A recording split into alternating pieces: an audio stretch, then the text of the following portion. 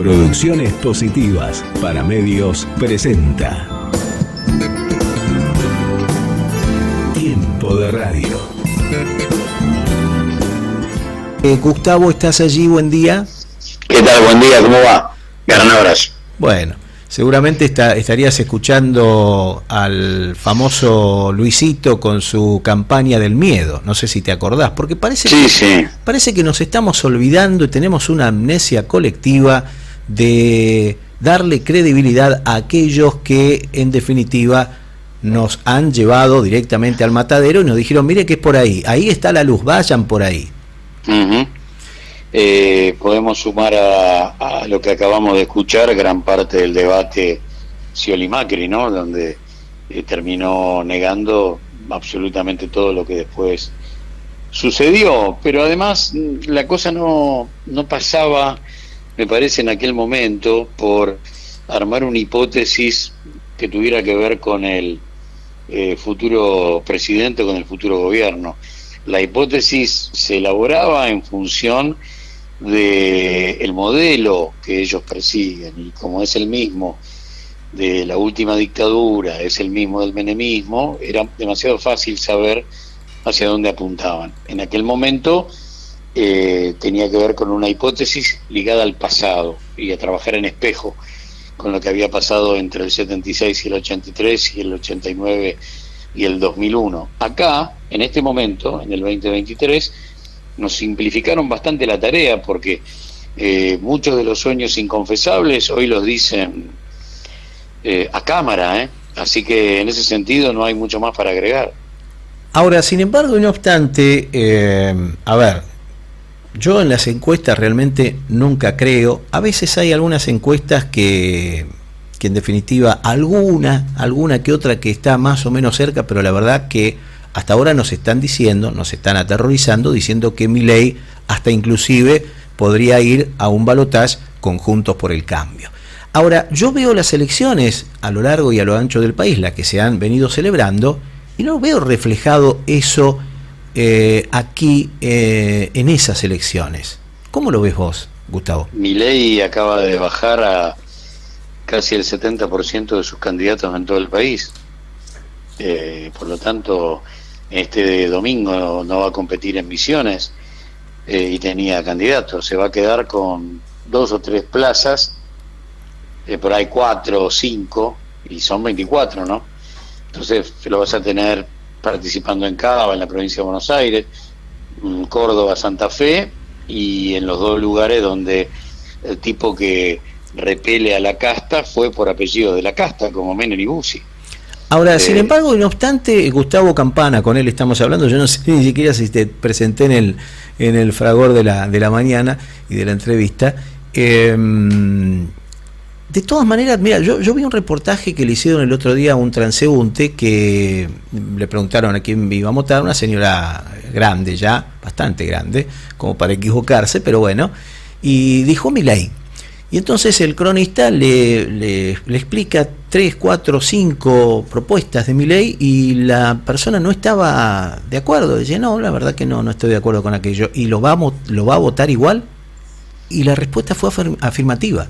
Pero debe ser un fenómeno de Buenos Aires solo, inflamado por los medios de comunicación, que ahora, por otro lado, ojo que en La Nación le dieron la orden de que le suelten la mano y ya lo hemos visto. Uh-huh. Insultado por Echecopar, vapuleado por Majul, en fin. Pero ¿será un fenómeno de aquí, de Buenos Aires solamente, o ni siquiera de aquí? Bueno, está muy inflado. Fenómeno, primero que es una creación de los medios de comunicación. En ese sentido, los canales de Buenos Aires tienen llegada a nivel país, así que... Pero me parece que no obradó en ninguna de las provincias que no sean las centrales o las más importantes, ¿no? Lo que estamos viendo en función de cómo está retirando candidatos porque no tienen peso, para no pasar papelón. Lo que está haciendo es ante la agenda escalonada de elecciones, se está restando de las primeras para no hacer papelón en las más importantes que vienen después. Ujú. Ahora, si en definitiva no va a tener en el Congreso un peso importante, ¿cómo va a gobernar este señor si finalmente sería electo presidente? Y yo te pregunto cuáles son sus equipos técnicos, y te pregunto cuál es su candidata o candidato a vicepresidente de la Nación, te pregunto cuál es la inserción en las provincias y equipos técnicos a nivel provincial. Es muy raro ver que tenga alguna intención de voto a nivel presidencial que tenga correlato con la que obtuvo en la última elección de medio término, porque ahí es donde el argentino generalmente revolea alguna locura disruptiva, pero después es bastante, yo no sé si el término sirve, pero es bastante conservador a la hora de votar presidente de la Nación. Puede darle a Lilita Carrió el 60%, como sucedió en Capital, para acceder a una banca, y cuando se presenta como candidata a presidenta no saca más del 3%. Ahora, habría que concientizar un poco a la población de manera urgente, que agarren los libros de historia que no muerden y vean por lo menos quién fue Domingo Cavallo, especialmente a los chicos de 16, 17 años que van a votar por primera vez. Y yo sigo cuestionando esa enorme responsabilidad que le estamos dando a chicos de 16 y 17 años. No sé a quién se le ocurrió esa genialidad de que chicos de 16 o 17 años, que por otra parte parece que en la escuela el profesor de historia se quedó todavía con Cristóbal Colón y las carabelas, y no llegamos todavía a hacer un revisionismo de lo que pasó en las décadas que estos chicos recién nacían, o todavía no eran ni siquiera un sueño de sus padres. Sinceramente yo veo que ese problema lo tenemos con gente de 70 años. No pasa por tener 16. El analfabetismo político en la Argentina no tiene edad. Es muy complejo el asunto cuando el 90% de la palabra la tiene un solo grupo, y eso se maneja a través de medios, telefonía e internet. El problema que tenemos no es etario, es absolutamente policromático, pasa por todas las edades y por todos los estratos sociales.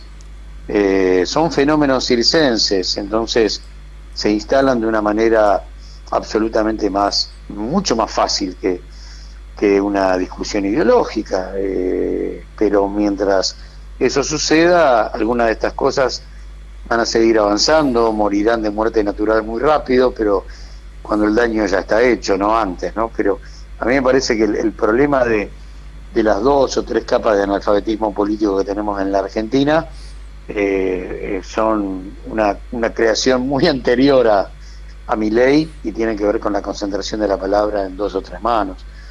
Y ahí no tenemos edad, ahí tenemos una necesidad muy grande de que el veterano recuerde, que el joven descubra, pero también tenemos más de un veterano al que hay que contarle el cuentito desde había una vez, como si él no hubiera estado en la República Argentina los últimos 30 años o 40 años, ¿no? ¿Cómo percibiste, si es que lo percibiste, ese rumor que se empezó a levantar ayer de Cristina candidata, cuando esto no era así? ¿Qué pasó allí? No pasó nada más de lo que tenía que pasar. Primero podemos plantear que esperó o va a esperar, pero esta es una hipótesis en función de que se dé, ¿no? Después tenemos que ver si se da. Pero me parece que es esperar los tiempos políticos que tenía que esperar para no ofrecerse como sacrificio humano tanto tiempo antes para las tapas de los diarios de la oposición, ¿no? Uh-huh. Esto por un lado. Por otra parte, en el mientras tanto, ir abonando ese paso con charlas, participaciones en las redes, y estar muy activa en el mensaje político.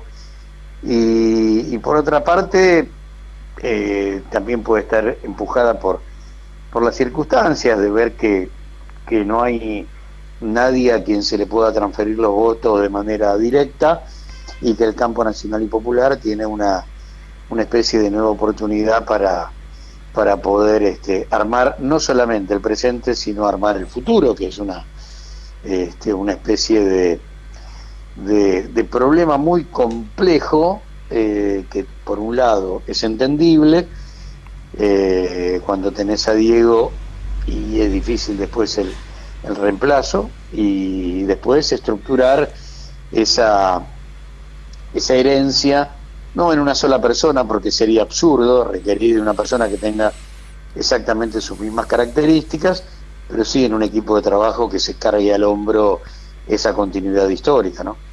Ahora los propios, estaba pensando en algo que quizá no lo escucho mucho, los propios también están ciertamente, yo noto, no sé, es una apreciación mía, atemorizados también con sus propuestas. Por ejemplo, ahí escuchaba a Grabois con la propuesta de conseguir terrenos a 30 kilómetros de la ciudad para construir viviendas sociales. Uh-huh. Que seguramente estará mal visto también por algunos. Ahora, yo hacía la comparación, ¿y por qué no, en mi caso, por ejemplo, que alquilo y tengo una vida diagramada a partir de las necesidades que mis hijos me crean de la distancia hacia la escuela, etcétera, etcétera, uno no puede arrancar a sus chicos de allí, ¿por qué no podría ser dentro de un radio de 3 kilómetros? ¿Por qué está mal visto que pudiéramos utilizar terrenos estatales para viviendas sociales alrededor de 2 kilómetros o 3 kilómetros de la ciudad de Buenos Aires, y eso estaría mal visto? Y por ejemplo, el gran negocio que Horacio Rodríguez Larreta hizo allí en tierras estatales, como eran las del Tiro Federal, que voló por los aires para hacer unas enormes torres y un gran negocio inmobiliario, esas cosas nunca se hablan. No se ve quiénes son los responsables de aquello, cómo ocurrió, cómo puede pasar y cómo está tan bien visto porque nadie lo conoce, ¿no? Bueno, a ver, no se habla porque el dique de contención mediático genera que cada una de estas operaciones sean impunes. Esto por un lado. Por otra parte, no sé, habría que revisar aquello de 3 o 30, pero me parece que tiene que ver con a los 30 kilómetros tenés más disponibilidad de terrenos fiscales que en algunos distritos del conurbano. Los terrenos fiscales tienen que ser primero nacionales, ¿no? Para que la nación pueda disponer de ellos donde sea, como sucedió con Mar del Plata. Sin embargo, lo de Mar del Plata también estaba mal visto, y eso que nosotros sacamos a un ingeniero que está en ese proyecto al aire y nos contó que se aterrorizaban los vecinos si iban a construir viviendas, tanto temor tienen. Lo mal visto, la verdad que no me asusta. Estamos hablando de contar con las tierras, esto en primer lugar. Y pongamos como ejemplo, no sé, territorios como el de Vicente López, donde tenemos terrenos fiscales de nación para poder construir viviendas en ese distrito. Entonces, hay algunos lugares, como puede ser la zona norte, donde tenés que casi salir de la primera sección o del primer anillo del conurbano para poder empezar a contar con terrenos fiscales de esa magnitud para la construcción de viviendas sin tener que pedirle permiso a nadie. Supongo que tiene que ver más con eso que con otra cosa. No me parece que tenga tanto que ver con el no de algún sector, porque el no político de la oposición va a estar presente siempre. Si nosotros hubiéramos sido anti-cuarentena, ellos hubieran sido los dioses de la cuarentena. Si nosotros hubiéramos sido anti-vacuna, ellos hubieran sido los dioses de la vacuna, y así sucesivamente. También entendamos los errores no forzados, porque yo pensando y escudriñando un poco en esta propuesta del querido Grabois, pensaba, y Alberto Fernández, que nos presentó a su amigo Horacio Rodríguez Larreta, creo que te acordarás, qué lástima que no se le ocurrió una idea como esa, porque podría haber hablado con su amigo Horacio Rodríguez Larreta y que esos terrenos donde estaba el Tiro Federal pudiera cederlos para poder hacer viviendas sociales. Qué maravilloso hubiese sido, ¿no? Teniendo un amigo con tantas tierras que están siendo prácticamente rifadas, ¿no? Bueno, por eso se buscan terrenos propios, que sean fiscales de nación. No era el caso del Tiro Federal. Lo que se busca son terrenos fiscales de nación que que puedan estar al servicio, qué sé yo, Campo de Mayo, por ejemplo. No te digo todo Campo de Mayo, pero ahí tenés terreno fiscal, tenés una estancia en medio del Gran Buenos Aires que bien puede servir en algún lugar para la construcción de viviendas. Se requieren de terrenos que sean fiscales y nacionales. Pero me decías que en Vicente López los hay.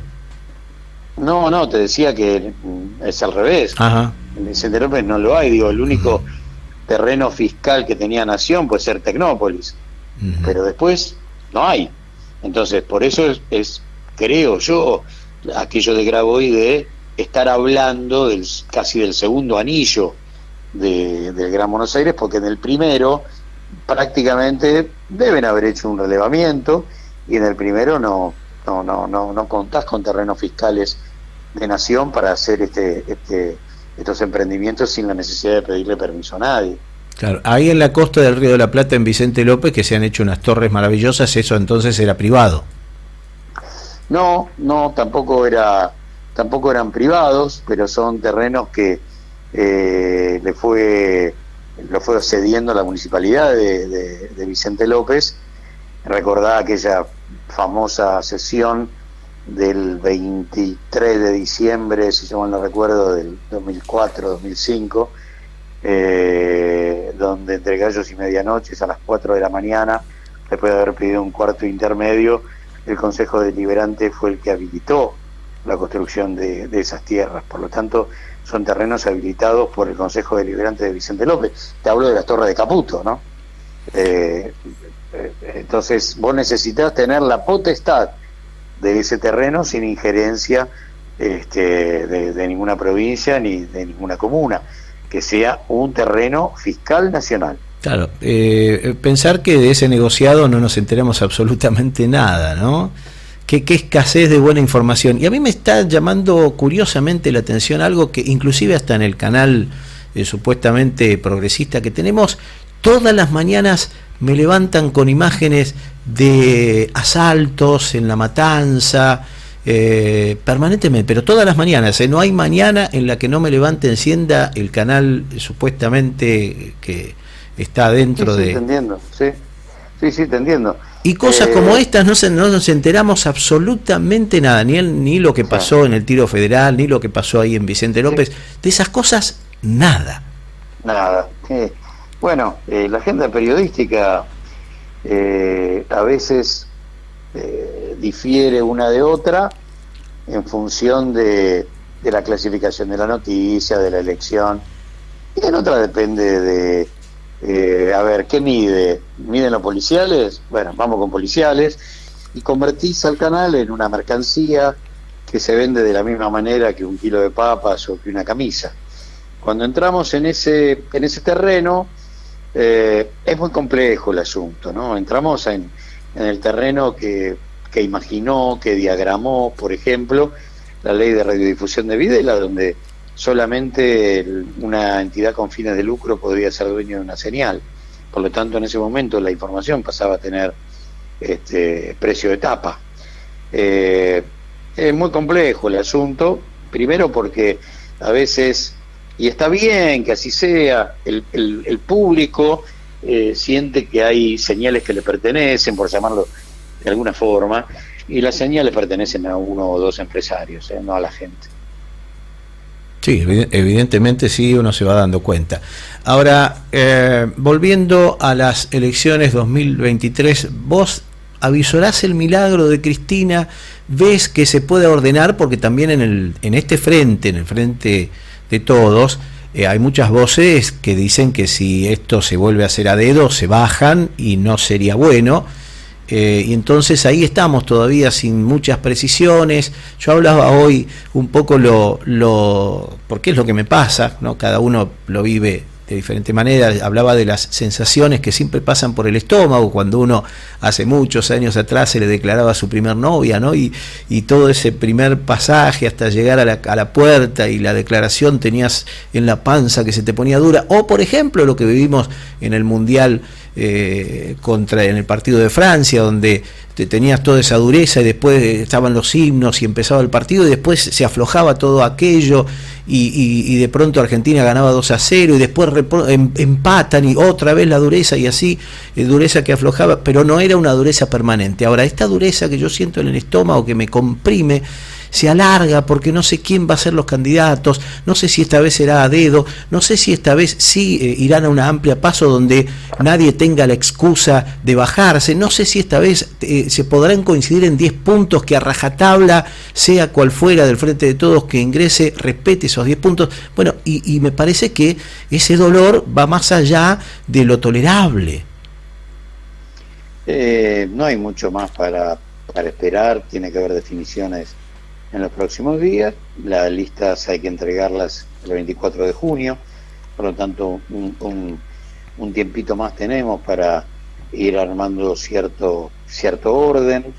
En el mientras tanto, anudar los acuerdos con Brasil, el acuerdo con China, en el mientras tanto ver si llega el desembolso adelantado de 10.000 millones de dólares del Fondo Monetario para planchar definitivamente el dólar y que baje bastante su cotización, y seguir escuchando a Cristina en los próximos días en la provincia de La Rioja, después el 25, después el 20 de junio, y por ahí encontrarnos en el medio con algún videíto sorpresivo que esté hablando de candidaturas. Paso va a haber, esto es así, paso va a haber.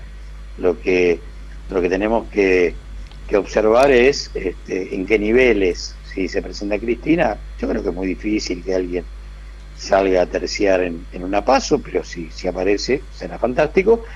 Pero yo creo que va a haber paso en los niveles inferiores, a nivel comunal, en muchas provincias. No es que no va a haber paso porque se presente Cristina, eso es solamente estar hablando de un binomio presidencial.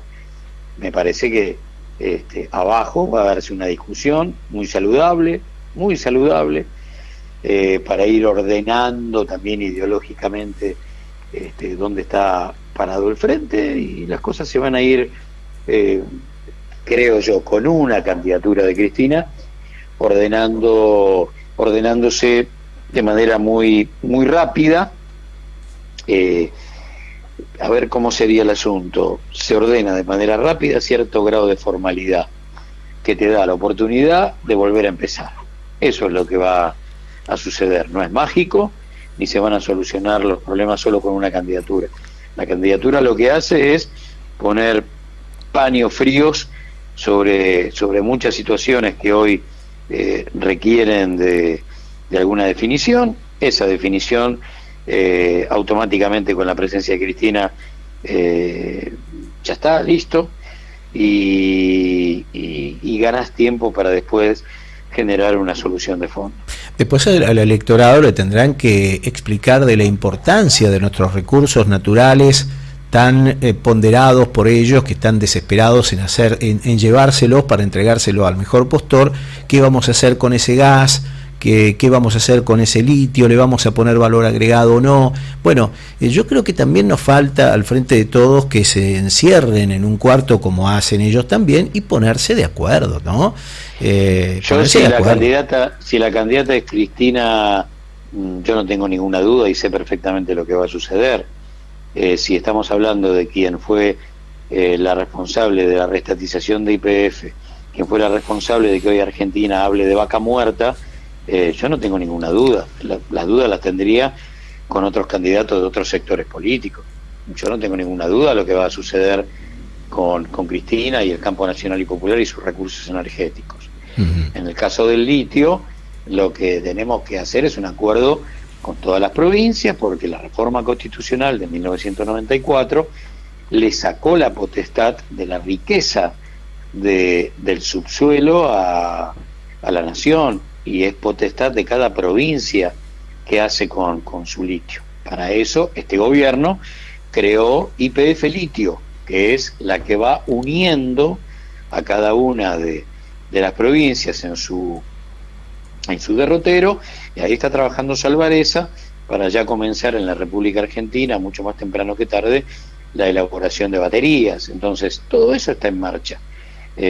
Porque lo que la sociedad no sabe, que esos dólares de comunicación que claro, maneja el 90% de la palabra, a mí no me lo cuentan, claro, la verdad, es la sociedad, claro, la sociedad todavía no sabe que esos dólares que nos están faltando a mediados del año que viene van a empezar a llegar, y gradualmente vamos a lograr tener la posibilidad de no sufrir con ese gran problema de los dólares, además de estas nuevas posibilidades que tenemos con Brasil y con China, ¿no? Sumarle a eso el gasoducto Néstor Kirchner. Claro, sin lugar a dudas. A partir de fines de junio ya va a estar operando, entonces va a haber un montón de cosas que me parece nos dan la posibilidad de una nueva oportunidad. Claro, pero advertirle al electorado que esas oportunidades que se abren no van a llegar con ninguna expresión de la derecha y menos de la extrema derecha.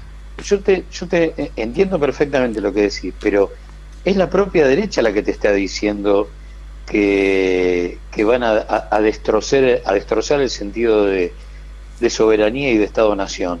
La verdad es, quien quiera oír que oiga, pero si estamos hablando de qué posibilidades puede tener un candidato que viene a decir, que viene a romper con el Estado, que quiere quitar la obligatoriedad de la educación pública, yo no tengo, la verdad que no tengo mucho más para pensar a la hora de elegir mi voto, porque me lo está diciendo a través de la Susina, me lo dice en TN, me lo dice en La Nación Más, me lo está diciendo al oído de un primo. Acá es quien quiere oír que oiga, la derecha está avisando de la manera más cruel, como lo está haciendo Larreta, de hablar de flexibilización laboral, y bueno, ahí cada uno sabrá qué hará con su aguinaldo, con sus 8 horas y con sus vacaciones pagas. Pero cada uno de ellos, claro, ¿qué nos hace la resolución de qué hacer? Claro, ¿qué nos hace falta a nosotros para poder comunicarle a la sociedad esto que de alguna manera no se dan cuenta o no lo entienden? Mirá, a ver, primero dónde comunicamos, que es un problema enorme. Bueno, tenemos la televisión pública, seamos honestos, Gustavo, que está muy silenciada, ¿no? Pero la televisión pública es un porcentaje del encendido. El problema es que el tipo me lo está diciendo por las bocas de expendio más importante y la gente no reacciona. Si Larreta lo dice por TN o lo dice por Canal 13, lo dice por todo el grupo Clarín, la verdad es que no hay que agregarle una coma a eso. Ahora, si la gente no reacciona ante la pérdida de sus derechos, y la verdad que es una sociedad en peligro de extinción.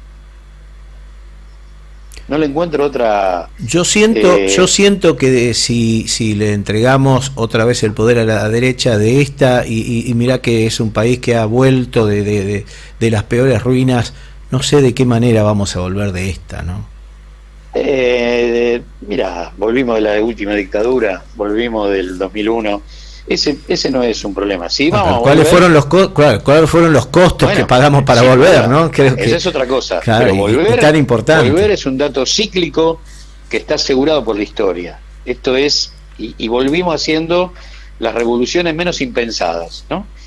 Nos cuesta trasladarnos a 1946 y pensar cómo era un país donde prácticamente hasta ese momento no existían los derechos laborales, y de la noche a la mañana derechos laborales, soberanía, independencia económica, la construcción de la industria nacional. Si yo te lo contaba en el año 42, 43, me decía que yo estaba loco. Y así sucesivamente. Yo te decía en el 2001, mira, dentro de 2 años vamos a triplicar la cantidad de pymes, vamos a convertir 14 cuasimonedas en pesos, vamos a pagarle al fondo, vamos a reestructurar la deuda con quita del 70%. Y vos me decís que estoy loco. Y todo eso pasó. Yo en eso no dudo, pero sí es obvio y comparto con vos que todas nuestras derrotas son sumamente trágicas, porque cuando viene el enemigo viene con una voracidad de saqueo que es impresionante. Pero sí, yo lo que insisto, no entiendo en parte del electorado, que insisto, esta vez sí lo están avisando, ¿sí? Esta vez sí están diciendo ya no es la revolución de la alegría como antaño lo fue, y que sin embargo y no obstante algo está pasando, no en todos, habría que ver, insisto, no sabemos qué va a pasar hasta que lleguen por lo menos las primarias, ahí tendremos un pantallazo creo que ese pantallazo nos puede servir para modificar cosas de allí porque te da revancha, digamos. Sí, claro. Pregúntenle a Mauricio Macri si le dio revancha a esas PASO, de alguna manera, porque hubiese perdido por goleada. Pero mira qué interesante, le dio revancha para acortar la diferencia, pero se fue después de primer mandato y en primera vuelta. Tal cual, no hay bueno, que olvidar, ¿no? yo por supuesto que no, yo estoy pensando en los nuestros y que en el caso de hipotético que ese escenario con el que nos están alarmando en los medios de comunicación del establishment permanentemente, que la verdad que de alguna forma te da miedo, ¿sí? Por más que uno diga no creo en eso, yo no puedo creer que nos hayamos vuelto tan locos para volver a votar a los mismos de antes. Me cuesta mucho creerlo, pero sin embargo, no obstante, sí, te meten miedo con lo que dicen y cómo lo dicen, pero tenemos la posibilidad de ordenarnos ahora, ¿no? Es su laburo, claro. No es informar. No es informar. Pero tenemos la posibilidad de ordenarnos ahora y de, en todo caso, tener esa revancha después de las PASO si este escenario que nos muestran es verdadero, del cual yo desconfío, ¿no? Porque también, en el 2000, después de las PASO también nos dijeron, no, quédense tranquilo que las elecciones las gana Mauricio, no sé si te acordás, eso decían en los medios. Y bueno, hay que esperar, y el ordenador más claro que tiene el campo nacional y popular es Cristina. Si no es Cristina, habrá que pensar cuál es la opción, pero obviamente todo será infinitamente más complejo y más cuesta arriba. Y estando ella, hay un ordenador lógico, natural, de alguien que fue 2 veces presidente de la Nación, 1 vez vicepresidenta, y que se despidió después de 3 gobiernos su matriz ideológica con 500.000 personas en la plaza. Mientras tanto me seguirá doliendo la panza. Gustavo Campana, gracias por estar siempre presente con nosotros, y justo mira, el jueves próximo pasado íbamos a estar allí en San Martín para verte, para ver al padre Paco, y desgraciadamente algo sucedió, un imprevisto y nos quedamos con las ganas. Paco, que cada tanto, viste, tiene obligaciones que él no elude. En el barrio, pero estaremos, creo que el jueves de la semana que viene. Se pospuso una semana. Ahí vamos a estar transmitiendo ese evento porque queremos que nuestra audiencia acceda a debates que nos ayuden a pensar, que nos ayuden a poder sacar los fantasmas, esos fantasmas que nos dan miedo de verdad, Gustavo. Sí, señor. Un abrazo grande. Es parte de nuestro trabajo abrir las puertas del debate, sí, señor. Un gran abrazo. Gracias, Gustavo. Gustavo Campana pasó por Tiempo de Radio.